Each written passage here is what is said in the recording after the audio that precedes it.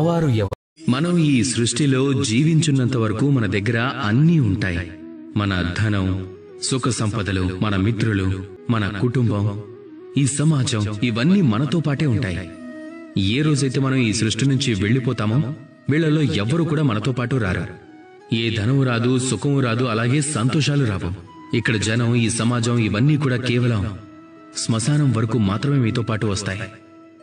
దాని తర్వాత కూడా మనతో పాటు ఏదైనా వస్తుంది అంటే అది కేవలం మన ధర్మం మాత్రమే. అలాగే ఈ సృష్టిలో మనం తెచ్చుకున్న పేరు కూడా మనతో వస్తుంది. అది కేవలం మీ కర్మల ద్వారానే వస్తుంది. కాబట్టి ఈ సృష్టిలో మీరు ఎప్పటి వరకు జీవించుంటారో అప్పుడు మీరు ఏదైనా సాధించాలి అనుకుంటే ధర్మాన్ని సాధించండి. అలాగే ధర్మం గురించి స్పష్టంగా తెలుసుకోండి. అలాగే కర్మను సాధించండి. అదే మీ భూతకాలం అవుతుంది. అదే మీ భవిష్యత్తు అవుతుంది. అదే మీ అందరికీ ఒక ప్రేరణగా నిలబడుతుంది. మనం ఈ సృష్టి